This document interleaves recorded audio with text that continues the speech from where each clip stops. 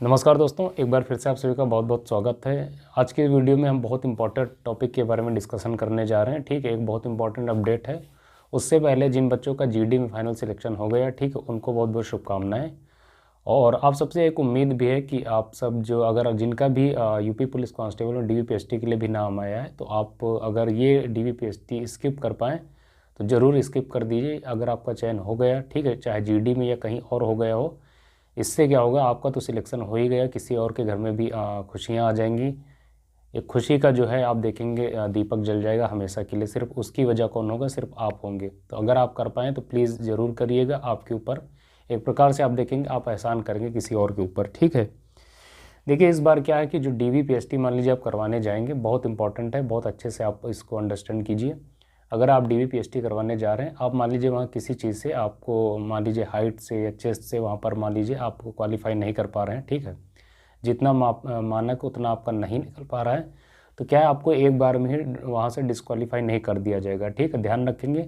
आपको वहाँ एक फॉर्म दिया जाएगा, उस फॉर्म को क्या करना होगा, आप उसको भरेंगे और उसमें ये कहेंगे कि उसमें आपको मेंशन करना होगा कि मैं इस जो मेजरमेंट किया है इससे मैं सेटिस्फाइड नहीं हूँ, कृपया मेरा री एग्ज़ामिन किया जाए। ठीक है, तो आप देखेंगे वहाँ एएसपी रैंक के अधिकारी होंगे, उनके सामने उनके समक्ष आपका फिर से जो है डीवीपीएसटी मतलब पीएसटी किया जाएगा, चीज़ें जो है मेजरमेंट करी जाएंगी। अगर उनके सामने भी आप देखेंगे जो चीज़ें अगर आपकी सही नहीं निकल रही, मतलब आप क्वालिफाई नहीं कर पा रहे, तब फिर फाइनली आपको जो है डिस्क्वालीफाई कर दिया जाएगा। लेकिन आपको एक बार वहाँ के जो शीर्ष अधिकारी होंगे उनके सामने जाने का पूरा मौका दिया जाएगा, उनके सामने आप अपने आप को एग्जामिन करवा पाएंगे, ताकि कहीं आपको ये न लगे कि मेरे साथ पक्षपात किया गया। ध्यान रखेंगे, पहली बात।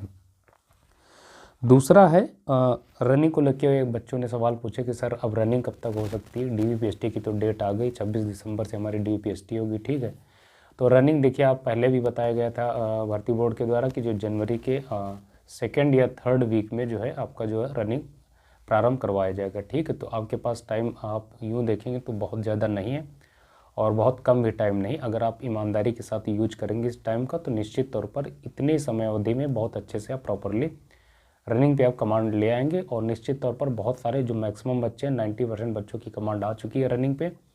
उन्हीं बच्चों की कमांड नहीं आ पाई जो अभी तक सीरियस नहीं थे, जिनको ये लग रहा था कि डीवीपीएसटी करवा लेने के बाद मैं रनिंग करूँगा, उन्हीं की कमांड नहीं आ पाई और ऐसे ही बच्चों को पछतावा होता है। ठीक है, तो आप सबसे रिक्वेस्ट, आप ईमानदारी के साथ जो है रनिंग करते रहिए।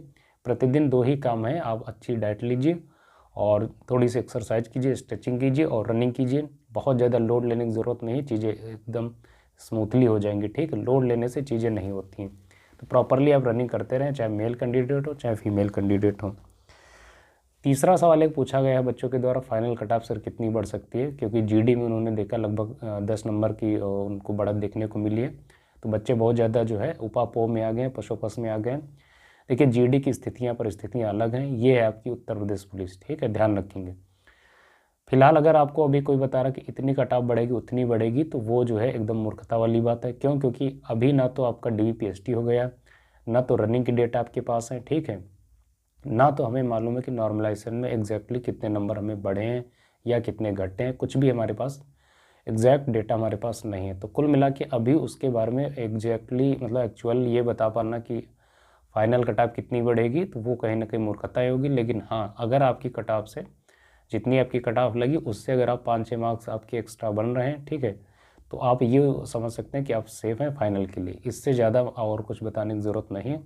और फिलहाल के लिए आपको बहुत ज़्यादा परेशान होने की ज़रूरत नहीं, तनाव लेने की ज़रूरत नहीं, क्योंकि जो हमारे हाथ में था, जो हमारी मेहनत थी, जो हमें एफर्ट्स लगाने थे, वो हमने कर दिया। अब जो है हमारी थोड़ी सी किस्मत है, थोड़ा सा ऊपर वाले की कृपा है, वो सब हमारे पक्ष में रहेगा तो हमारा चयन हो जाएगा। बाकी तनाव लेने से चीज़ें हमारे पक्ष में भी नहीं होती, आप भी जानते हैं। ठीक है, तो निश्चित तौर पर आपके जो भी मार्क्स आपने गेन किए हैं, कट ऑफ से ज़रूर 5-6 मार्क्स ज़्यादा होंगे। अगर नहीं भी ज़्यादा है बॉर्डर लाइन पे, तब भी उतना तनाव लेने की ज़रूरत नहीं। आगे आने वाले समय बहुत सारी भर्तियाँ आपके सामने होंगी, अच्छे से आप ईमानदारी के साथ तैयारी करते रहिए अभी से, क्योंकि जो नेक्स्ट 40,000 भर्ती आ रही प्लस यूपीएसआई या यूपी ट्रिपल एससी की बहुत सारी भर्तियाँ आपको देखने को मिलेंगी, उसमें निश्चित तौर पर आपका फाइनल सिलेक्शन हो जाए। और ये तभी होगा जब आप अभी से ईमानदारी के साथ लगे रहेंगे, डटे रहेंगे, अद्यतन रहेंगे, निरंतर रहेंगे अपनी पढ़ाई में, उसको जो है स्किप पोस्टपोन नहीं करेंगे। आई होप आपको चीज़ें जो है अच्छे से स्पष्ट हुई होंगी। अगर आपके अभी भी कोई सवाल हैं, ठीक है, तो कमेंट बॉक्स में इंस्टाग्राम पे मुझसे पूछ सकते हैं। डॉक्यूमेंट्स में कभी किसी को बच्चे को डॉक्यूमेंट की वजह से बाहर नहीं किया जाता है, बस हाँ उसको जो है अगर उसके डॉक्यूमेंट्स में से कास्ट सर्टिफिकेट है वो प्रॉपर नहीं है, जो निर्धारित तिथि उसका नहीं है, तो उसको जो है जनरल कैटेगरी में डाल दिया जाता है। इतना ही होता है, बाकी डॉक्यूमेंट्स में किसी को डिस्क्वालीफाई नहीं किया जाता। ठीक है, डॉक्यूमेंट में अगर कोई कमी है तो उसको सही करने के लिए एक ही तरीका, आप एफिडेविट बनवा लेंगे, वो चीज़ें आपकी जो है सही हो जाएंगी। ठीक है, अगर फिर भी आप अभी भी आपका कोई क्वेश्चन बच रहा तो उसको ज़रूर पूछिएगा, उसको हम पूरी ईमानदारी के साथ बताने का प्रयास करेंगे। दोस्तों, आज के इस वीडियो को आप सबकी अनुमति से यहीं पर समाप्त करना चाहते हैं, आप सबसे इजाज़त चाहते हैं। नमस्कार।